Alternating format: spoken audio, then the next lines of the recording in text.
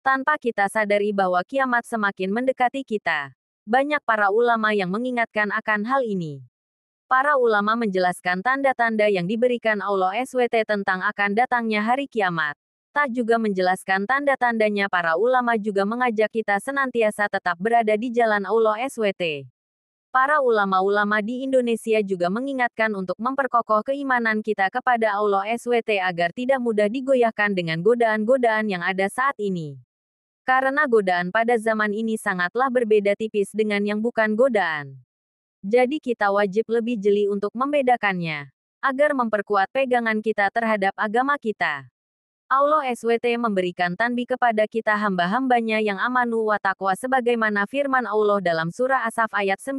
Allah berfirman, Dialah Allah yang mengutus Rasul-Nya dengan membawa Al-Huda yaitu Al-Quranul Karim wa dinil haq dan agama Allah yang hak yaitu adinul Islam. Di negara Eropa jumlah muslim terbesar seluruh daratan Eropa berada di Prancis. Hampir 7 juta lebih umat Islam ada di sana. Bahkan ketika Presiden Prancis Emmanuel Macron melakukan gerakan Islamofobia dengan menggunakan institusi negara, mereka melihat Islam dianggap akan melemah.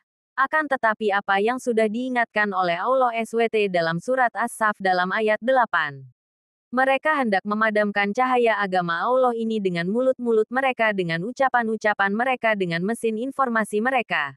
Tapi Allah SWT tetap menyempurnakan cahaya agamanya. Agar Allah menangkan di atas semua agama-agama ini walaupun orang musyrik benci. Walaupun orang kafir benci tetap Islam akan dimenangkan oleh Allah SWT. Meskipun orang-orang kafir itu benci. Apa yang terjadi di balik gerakan Islamofobia?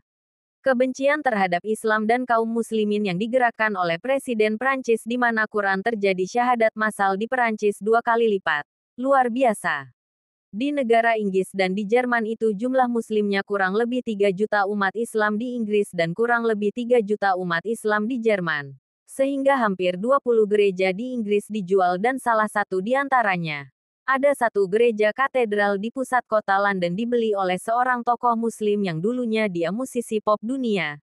Jadi perkembangan kaum muslimin benar-benar ada dan pesat. Dilakukan riset oleh The View Forum on Religion and Public Life ini sebuah realita, sebuah fakta. Jadi dari tahun-tahun 2010 sampai tahun 2050 peningkatan jumlah kaum muslimin diprediksi 73%. Hingga lembaga riset dunia memprediksi tahun 2070 Islam akan menjadi agama terbesar di seluruh dunia. Lembaga riset ini milik orang kafir, milik golongan kafir. Akan tetapi ia meyakini masa depan ada di tangan orang muslim yang beragama Islam. National Intelligence Council, Dewan Intelijen Nasional yang menaungi 15 negara di bawah kepemimpinan Amerika, melakukan riset yang hasilnya dipublish di media internasional.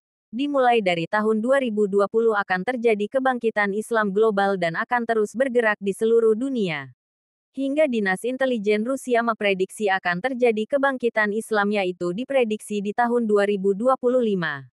Rasulullah SAW memberi kabar kepada umatnya pada saat Rasulullah SAW mengatakan, sesungguhnya Allah akan memunculkan dan juga akan membangkitkan di tengah-tengah umat ini dalam setiap penghujung 100 tahun yaitu seorang al-mujahid di dalam agama Islam.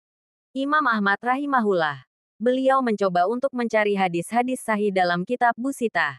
Masya Allah, dengan matan hadis yang sama beliau mencari dalam kutub indah. Alhamdulillah beliau menemukan hadis-hadis yang sahih. Beliau pelajari. Beliau teliti. Beliau kaji secara dalam, akhirnya beliau mengambil satu khalifah, satu kesimpulan mujahid. Yang pertama yaitu Khalifah Umar bin Abdul Aziz yaitu cucunya Khalifah Umar bin Khattab jika 100 tahun lagi mujahid. Yang kedua gurunya Imam Ahmad yaitu Imam Syafi'i kemudian 100 tahun lagi jawabannya. Para ulama-ulama dunia salah satu di antaranya yaitu Wakil Sekjen Rabithah Ulama Palestina, beliau adalah Syekh Dr. Abu Bakar Al-Awaidah.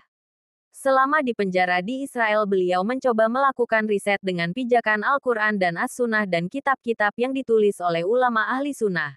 Akhirnya mengambil satu kesimpulan yang insya Allah akan terjadi Syafiatul Islamiyah itu pada tahun 2024, jadi kurang 2 tahun lagi, tapi semuanya wallahu alam, hanya Allah yang tahu. Dari hasil kajian ini Allah SWT akan memunculkan pemantik awal kebangkitan Islam global dari arah timur. Kata beliau insya Allah dari Indonesia hingga beliau meneteskan air matanya.